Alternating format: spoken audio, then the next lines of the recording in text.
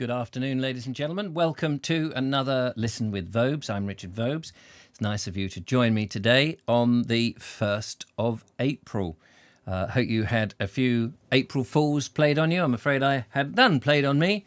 And it's after midday here, so too late. Anyway, it's nice to see you. Thank you for coming along. I seem to have got the top of my head chopped off.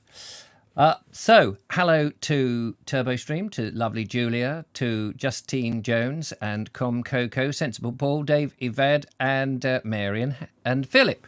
It's lovely to see you. Today I'm drinking a bit more of the old, the usual ginger and lemon. Very tasty. Jennifer's just joined us. Hello, Jennifer, did I say? I mean Genevieve. I'm sorry about that. This is very hot. Just went down my throat, down the old what do you call it? The down the old tube. Yes, Jen, hello to you, and Anne H, nice to see you. Toolpod Rog, good afternoon, says Jen. I got the job. What job were you aiming to get, Jennifer? Jennifer, done it again. Jen, it's that Jen. It's Genevieve. Sorry, Genevieve. What job have you got? Congratulations as well. Well done you. Whatever it is, I've obviously missed that. Must have been, do you know, I probably wasn't paying attention, was I? I was probably reading or something. So rude. There you are. You all come over and then I'm in the corner just reading. How rude is that? It's very rude. So there we are. Just waiting to see if you do say what the job was. Well done. Just give everybody a bit of a chance to come along. It's a funny day, isn't it? It's been down here in the south coast. It's been warmish, but there was a cold breeze this morning. I was up filming I'm going to leave it as a surprise. Oh, at a nursery for little ones. Oh, brilliant. Oh, how fantastic. There we are. Your life will never be peaceful. With the noise of children running around and rushing and asking for this and needing that. But it's great. Well done.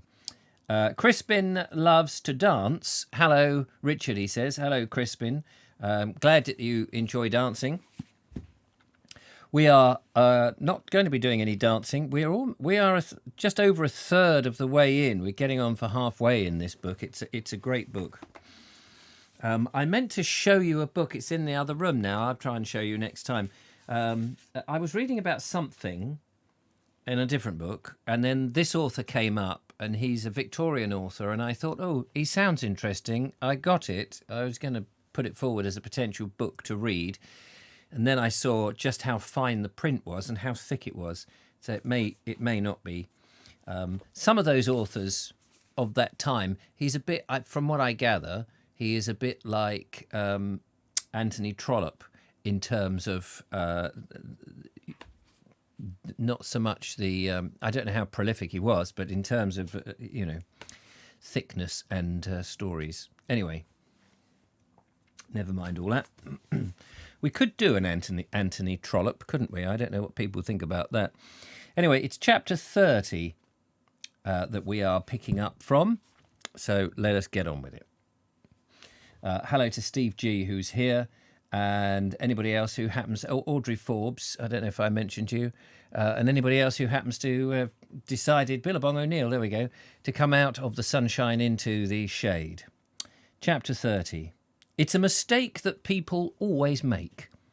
They imagine that when they've come away from a place, the life they've left simply stopped dead with their departure. Even Mrs. Josser fell into this error.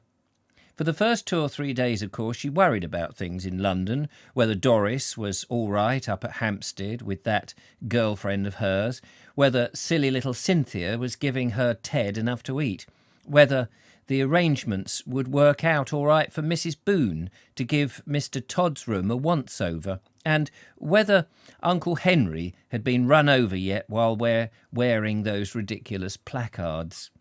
By the end of the first week, however, London had ceased to exist for her. She didn't worry about it. She didn't think about it. She didn't even remember it, but she didn't mean But that didn't mean that there wasn't a lot of things, important things still happening. For a start, Ted's promotion had come. Within 18 months of having been a sub-manager of soft goods, he had been put temporarily in charge of the hardware side. It was a bit of a wrench, having been switched from soft to hard just like that, and it meant saying goodbye to all his old friends in the department. But Ted felt equal to it. After all, there was another 27 and 6 a week in it straight away, and with Cynthia's birthday on the way, that was exactly what Ted wanted. It wasn't bad, he told himself, £6 a week at 34. It was better than he'd ever hoped for. He was careful, however, to keep that side of it out of it when he was finally called before the board and offered the position. On that occasion, all he said was, "I appreciate very deeply the confidence that you've shown in me, and I shall do my utmost to justify it." What was more, he meant it. For a man who has been inside the movement all his work, it's a solemn moment coming up before the full board, like going to Rome or being inspected by the territorials. At that moment, hardware, particularly cooperative hardware, seemed easily the noblest end in life. It wasn't until he actually got the job that the hidden side of Ted's nature showed itself. As soon as he'd come down the steps of the head office, it asserted itself. Instead of going straight back to his branch, as he was supposed to do, he cut loose. Ted Josser, the new deputy manager, went on the spree in his employer's time. First, he went to a chemist shop and bought a round flowered box of toilet powder called Allurement. Then he called at a tobacconist and asked for the Abdullah Turkish, the kind to make a room smell as though incense and orchids and dancing girls had been shut up there. And still he wasn't satisfied. He continued down the street until he came to a large corner shop, all of plate glass and chromium. The lights were on in the windows, great rows of them, even though it was still broad daylight outside. Ted stood for some moments on the pavement, undecided. Then, having made up his mind, he went in. "I want one of those 19 and 11 night dresses," he said. "The black kind with lace on it." As he paid for it, his conscience smote him. It was the most reckless thing that he had ever done, spending his first week's increase before he'd actually got it. And that wasn't all. He was spending it outside the society. There was the taint of disloyalty in it, but it couldn't be helped.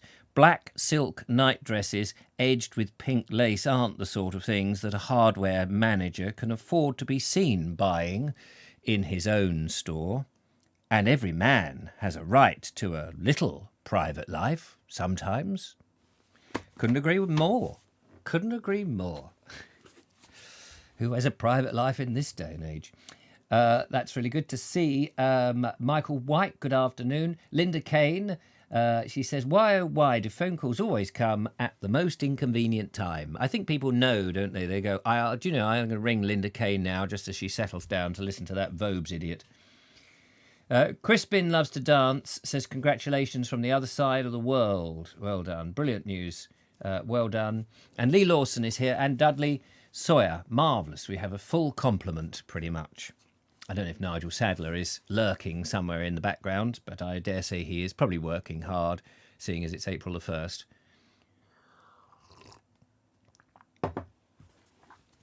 If it was Ted's big day, it was also Mr. Todd's. He got everything ready. When he pulled down the blind of his back bedroom and raised it up again, his two friends were waiting round the corner in Burma Street, and they would take it for a signal and come along to number 10. The drawing of the blind would mean that Percy Boone had just come in. Everything was ready from 7 o'clock onwards. It was Thursday, and Thursday was one of Percy's early nights. Not that there was any incident about that by now. Mr. Todd knew all about it as much. Mr. Todd knew about as much, just as much, in fact, about Percy's arrangements as Percy knew himself. After all, he'd been studying nothing else for the past 3 weeks. The bit about Battersea Power Station had all been eyewash. Mr. Todd's had been on CID work long before, enough to be pretty hard-boiled about it in consequence. Even so, he couldn't help feeling sorry round about 7:15 when he heard the front door slam and Percy come up the stairs, 2 steps at the time, whistling Little Girl Blue. He was a natural whistler, was Percy, and he'd got plenty of tremolo into it. It sounded like a professional music hall turn, in fact. But Mr. Todd's only shook his head. "You'll be whistling a different tune in a moment," he told himself as he drew down the blind. Mr. Todd's went down himself to let his friends in, and after he'd gone upstairs with them to show them which room was the Boone's door, he left them to it. He still had some nice feelings in the matter, and it was better that he should leave the final stage to strangers. After all, he'd done all that was necessary. He had warned the inspector that Percy was dangerous and might put up a fight for it. All 5 of them now were bowling along to the police station together, the 4 cops and Percy, sitting between the 2 of them in the back seat.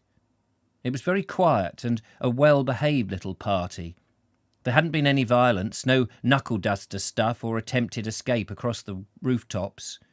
When the inspector had explained what he'd come for, Percy had put down his knife and fork and fainted. Chapter 31. Brighton had done the trick, and Mr. Josser now looked a different man. From the way he squared his shoulders as he marched along the front, there was really nothing to show that less than a month ago he'd been a dying man, with his family gathered round him. He even brought himself a walking stick. It was a thin, pliable sort of cane in some dark, mysterious wood that still had a hint of the jungle about it, and he carried it in a little silver shield with initials on the front. The stick had cost 4 and 6, and it had been worth it.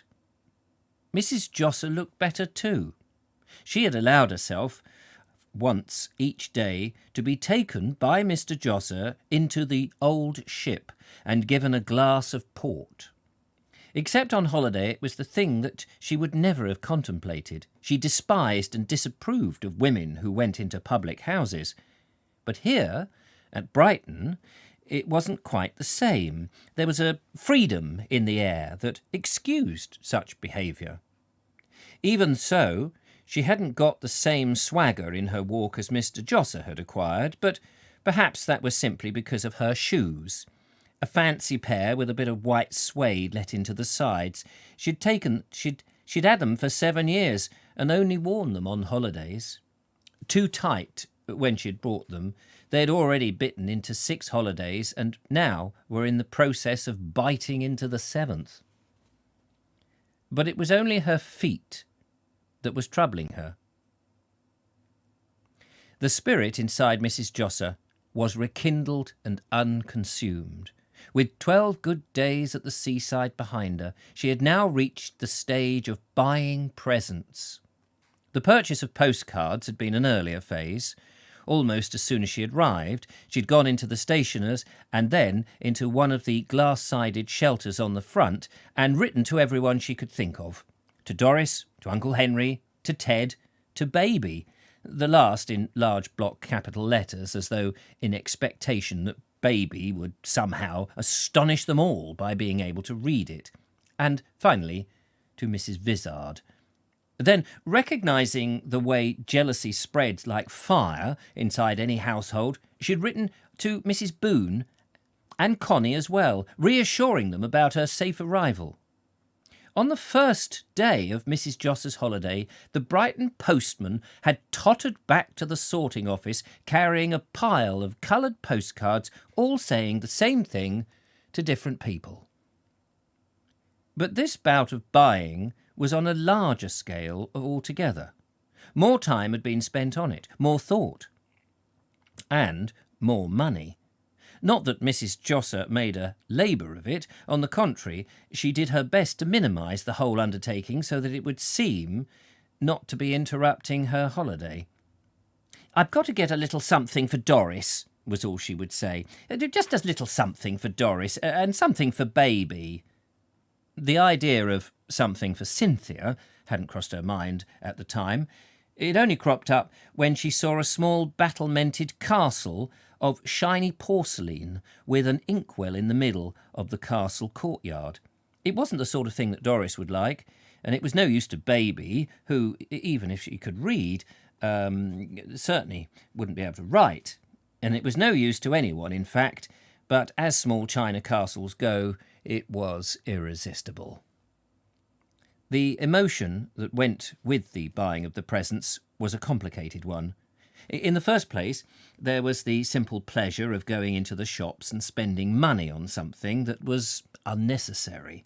It was all part of the fairy tale atmosphere of the seaside, as though coming from Victoria on the Southern Railway, somewhere around Haywards Heath, that the whole value of money had changed abruptly, and once south of the Downs, it became simply stuff to be chucked about and played with. Then there was the knowledge that buying presents really meant that the holiday was coming to an end. And in the result, a kind of urgency crept into the enjoyment of everything. There was at once the sense of upturned hourglass and a strange telescoping of time. It seemed that the moment of arrival had been at last night, and also a long while ago, and that they'd been living in Brighton all their lives and had only just arrived there. Mr. and Mrs. Josser both had this feeling, and it translated into a rather lofty melancholy. They walked along the front together, holding hands and thinking about how long they had known each other. Mrs. Josser was the first to speak. "It's the last couple of days that does you good," she said. "Father always said that he could do without the rest of the holiday if he could just have the last couple of days." It was the last day, just getting on for lunchtime. Mr. Josser tilted his hat and began swinging his new jungle walking stick. He felt decidedly peckish and was glad that it wasn't much further to the boarding house. He was glad, too, that Mrs. Josser's feet seemed to be holding out. "Rottingdean this afternoon," he said, gloatingly.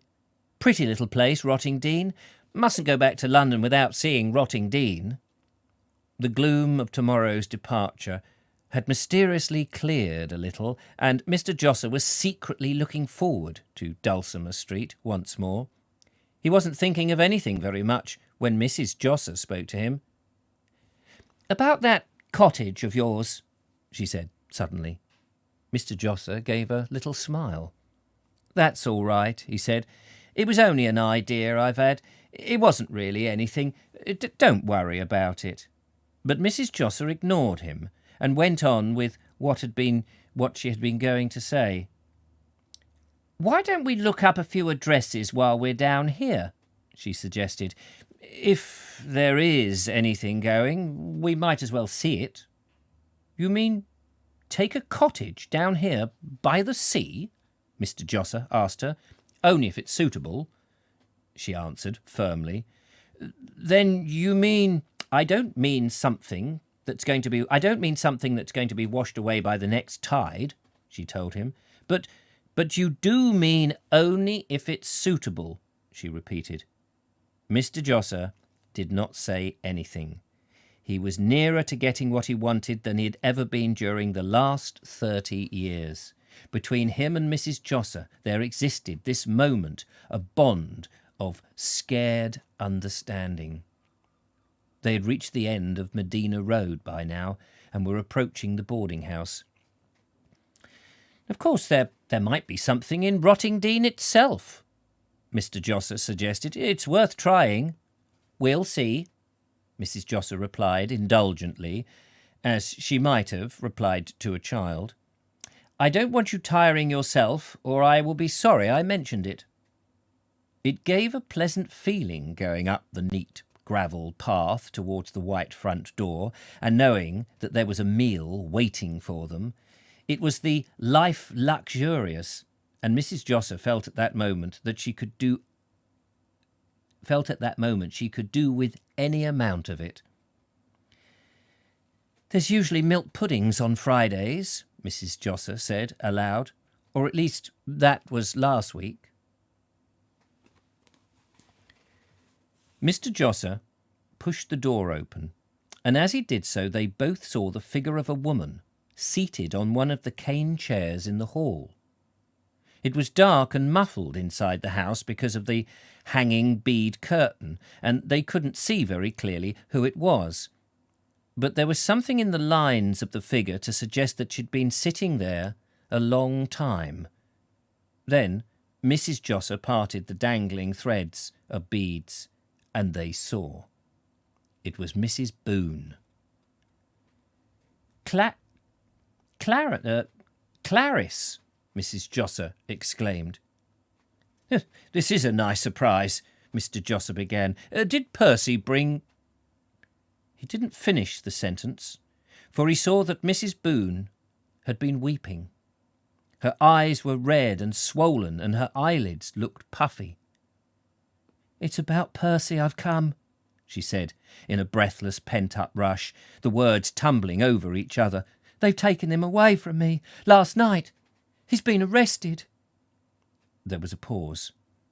A blank, incredulous pause. "What's he done?" Mr. Josser asked. Then, thinking it might be more tactful, he added, "There must be some mistake." They've charged him with stealing a car, a Bentley car." But Mrs. Boone could get no further. She began crying again, crying in a forlorn, helpless fashion that had lost all reticence. "I had to tell somebody," she managed to jerk out. "That's why I came." Mr. Josser cleared his throat and tried to sort the chaos in his mind. He looked down at the sodden figure of Mrs. Boone in front of them and then across at Mrs. Josser. "Mother," he said, "we'll have to go straight back. Straight away." Chapter 32. It was the simple fact of their premature return that betrayed everything. When, accompanied by Mrs. Boone, they arrived home in Dulcimer Street the day before they were due, it was obvious that something disastrous had occurred, that prearranged and inviolate order had been dislocated. Number 10 was mystified. Mrs. Vizard, for a start, was taken completely off guard, and so was Connie. She was just going out to a nightclub when the three of them came in together, and it didn't need anyone with her unique sensitive nose to detect at once that there was a catch in it. Mr. Josser, looking sunburnt and swarthy, wore a strange, anxious expression on his face, and he had his arm around Mrs. Boone, vaguely as though he was guarding and protecting her. Mrs. Boone herself seemed to have been crying, and as for Mrs. Josser, she barely even said good evening to Connie. More tight-lipped and grim-looking than ever, she went straight up the stairs as though she was late for something. "It's all a mistake, a horrible mistake, I know it is," Mrs. Boone was saying. "It can't be what they said. It's a mistake, I know it is." But the strain had been too much for her. All that she could do was to lie back in the chair, smearing her face with the wet, shapeless handkerchief with which she had been sponging her eyes in the train. "And you say they won't allow him bail?" Mr. Josser inquired wearily. The real trouble was that they'd been over all this conversation before. They'd been at it for hours by now, and there was nothing really that could be added. Mrs. Boone stopped crying for a moment. In defence of Percy, she was almost indignant. He wouldn't know how to ask for it," she said. "He's never been in trouble before." She paused. "He will be all right, won't he?" she asked, suddenly appealing to Mrs. Josser. Mrs. Josser, however, merely pursed up her lips again. I'll get some tea, was all she said. Fred looks about done in again. It was with positive relief that she found herself away from Mrs. Boone for a moment. There is something about another person's grief that is at once strangely exhausting and unshareable, and Mrs. Josser was angry that the thing had happened at all. Instead of being sorry for Percy, she was furious with him. It seemed simply through Percy's carelessness, his folly, his wickedness, Mr. Josser's holiday had been ruined, and that magical, health-restoring last day had been snatched from him. Mrs. Josser was never going to forget it. Before she had done more than put the brown enamel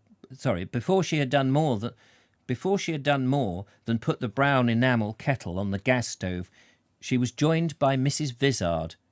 Down below, the suspense had been too much for flesh and blood to endure, and Mrs. Vizard was human. Finally, putting down the size 8 sock that she'd been knitting, she mounted the stairs wearing the expression of a woman who, though too well bred to ask outright, was not averse from being told. She stood at the door, smiling in polite surprise. "Have you everything that you need, Mrs. Josser?" she said. "We weren't expecting you home so soon." "I wasn't expecting it myself," Mrs. Josser replied. This was more encouraging than Mrs. Vizard had expected. It made the next stage so much easier. "Why? Did something call you back?" "Nothing called me back," Mrs. Josser answered. "It was Fred who decided."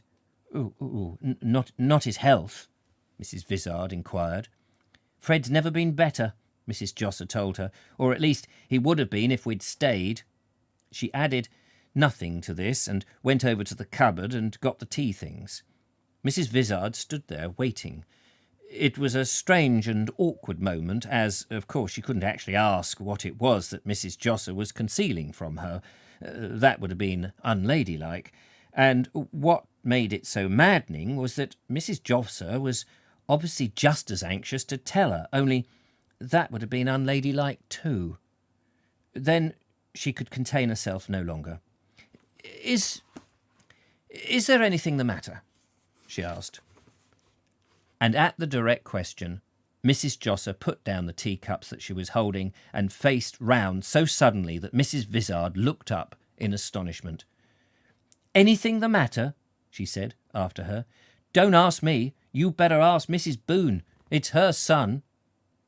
"Mrs. Boone?" Mrs. Vizard repeated. She really was getting nowhere. "That's what I said," Mrs. Josser told her. "It's all I'm going to say. She may tell you herself, or she may not. That's for her to decide. Not in trouble. I've said my way. I've said my say," Mrs. Josser declared stoutly. "It's out of my hands now." Mrs. Vizard smoothed down the pleated folds of her black dress and waited. "And where is Mrs. Boone, pray?" "She's in my sitting room," Mrs. Josser told her. "And that's where Fred is, too." The kettle had suddenly boiled itself over and was threatening to put the gas out. To conceal her real feelings, Mrs. Josser snatched it up and made tea violently, pouring the water in as though she were destroying a wasp's nest. Then she stood back and caught Mrs. Vizard's eye. The two women understood each other perfectly. "I'll get you some milk," Mrs. Vizard told her, coming back suddenly like this upsets things. "That's very kind of you, Mrs. Vizard," Mrs. Josser told her. "I've put an extra cup out." Mrs. Vizard was back downstairs in her sitting room again. She sat there, clenching and reclenching her hands. "The disgrace of it! The utter disgrace of it!" she was saying. "First Connie, and then this! To think that it should have happened from my house! Whatever would poor Mr. V say if he knew?" And at the thought of the departed Mr. Vizard's feelings, her self-control left her, and she made a search for a handkerchief in her waistband. The fact that she was crying humiliated her. It meant that she could no longer despise Mrs. Boone for doing so. And the fact that it was now after 10 o'clock upset her still further. The horrible Percy, it seemed, had ruined everything.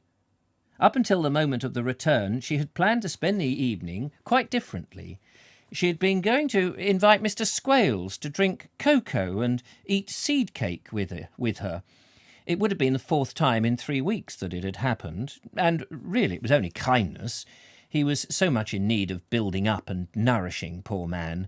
But now, thanks to Percy, it was impossible.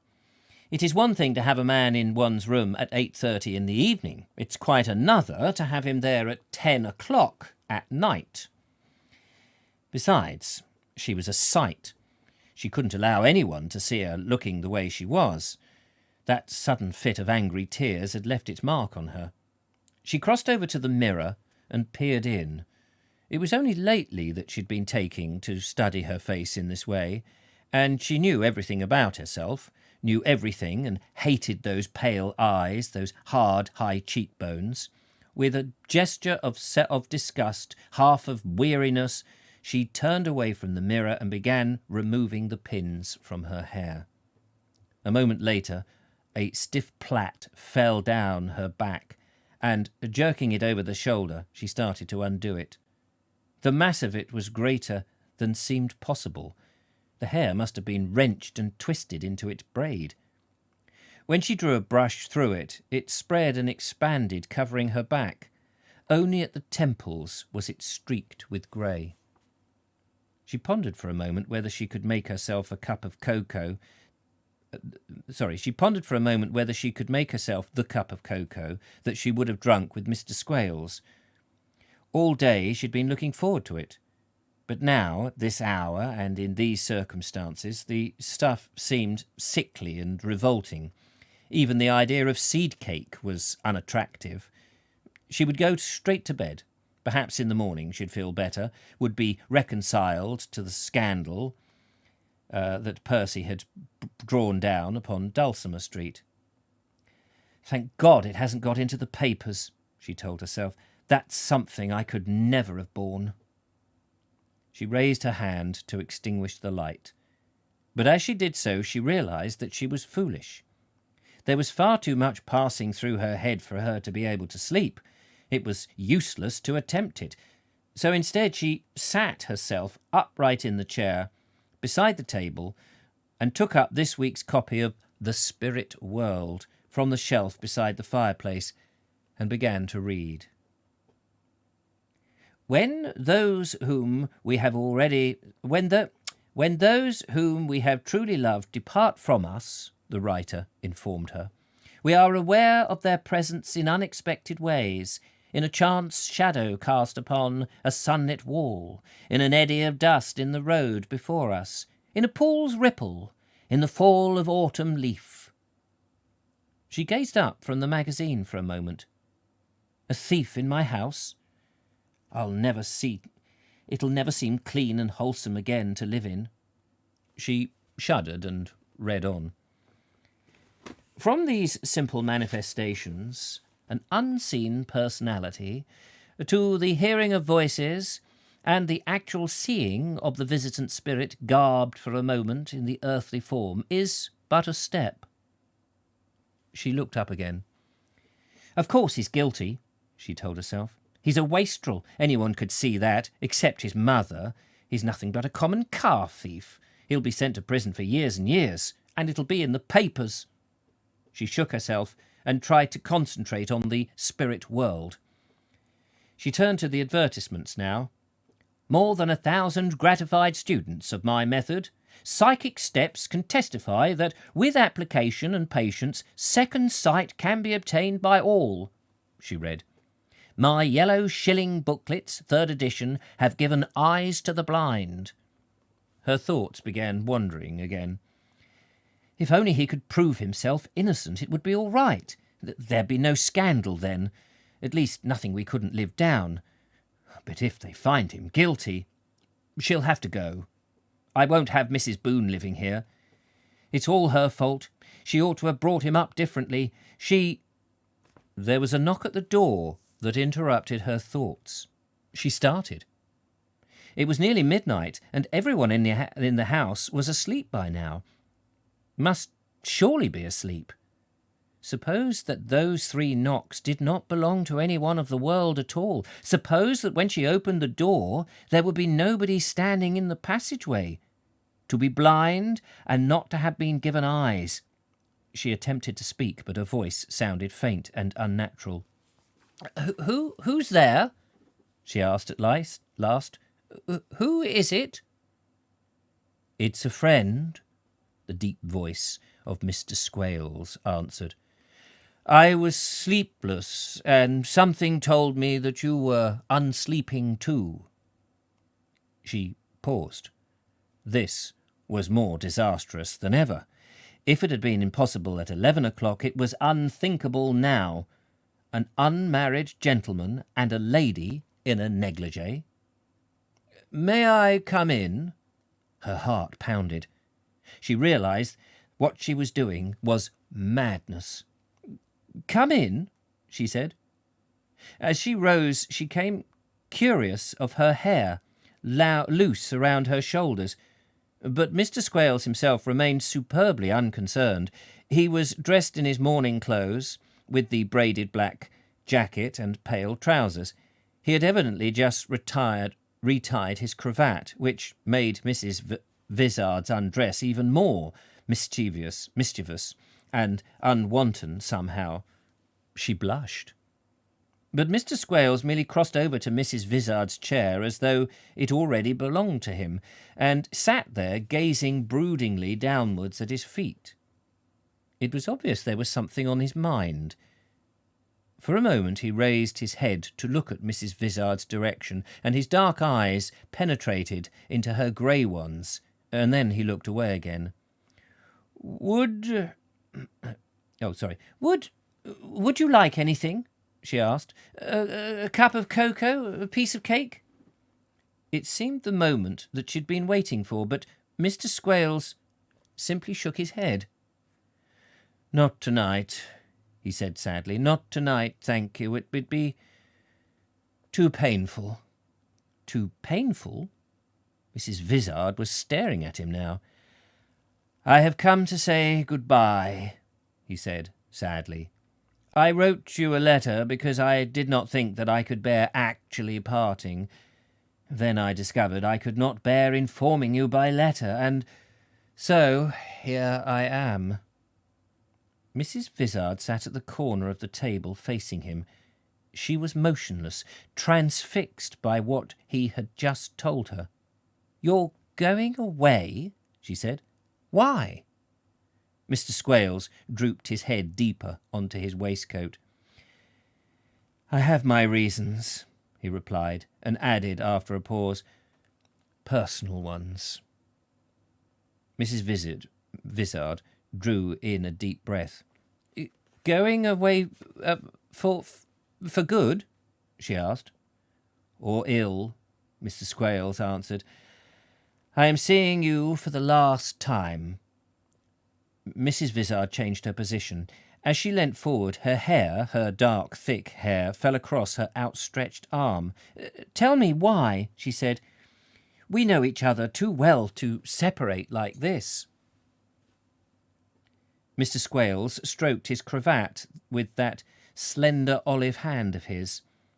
You'll not be angry with me? Mrs. Vizard shook her head. How could she be angry with this wonderful, distinguished-looking creature? I have lived in your house for 1/4 year, he said. You have shown me many kindnesses.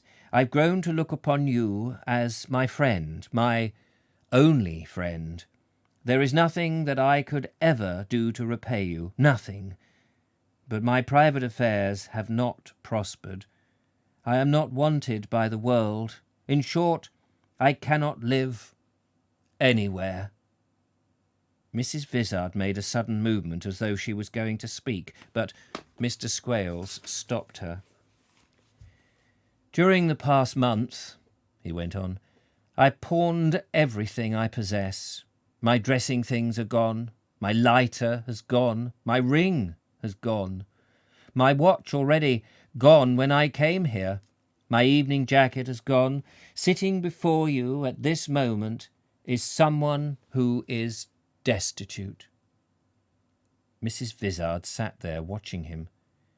She longed suddenly to throw her arms around him and tell him that she loved him, that she wanted him to stay by her forever, that she would give him a new dinner jacket, a new watch, that without him she would be doubly widowed.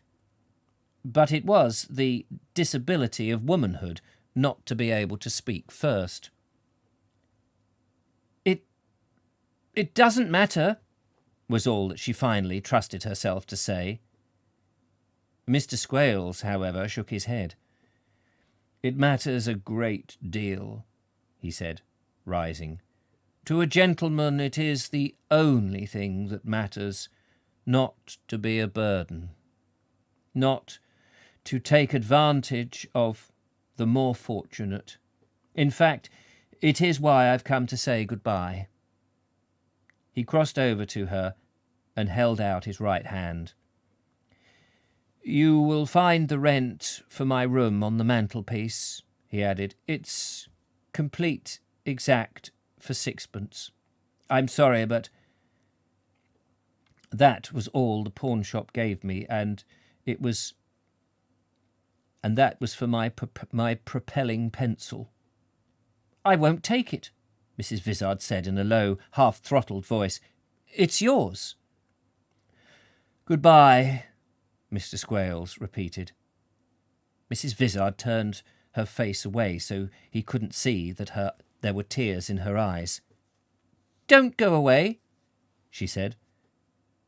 There was silence after she'd spoken, a deep, significant silence, and it was Mr. Squales who finally broke it.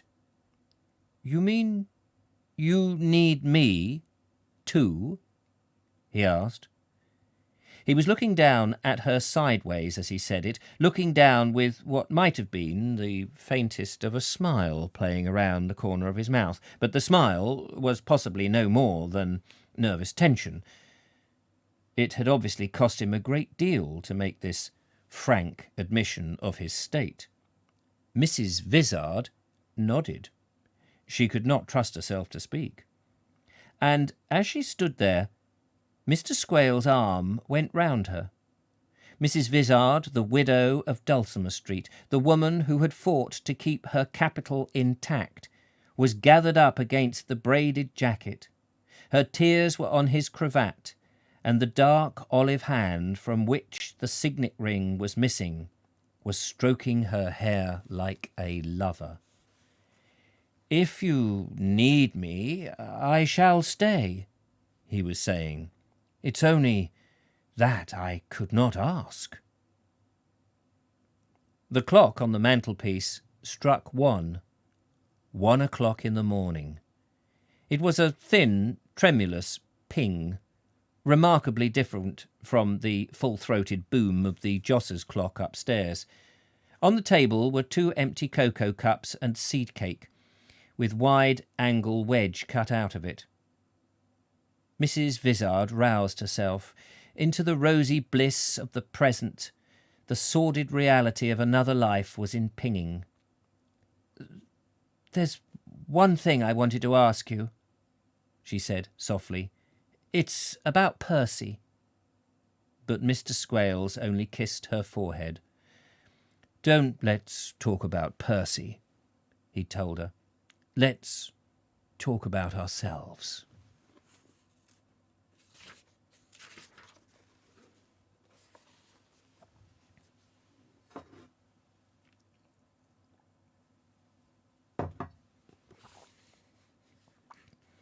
Even though it was late, there was somebody else still awake in Dulcimer Street, and that was Mr. Puddy. Awake, but not well. Practically dying, in fact. He'd eaten something that had disagreed with him, and he couldn't move. All he could do was groan. As soon as he could get about again, he was going back to the shop that had tried to kill him, and he was going to make a row. It was a pretty serious thing to sell someone something called homemade farmhouse pork pie, and that it should really have been labelled poison.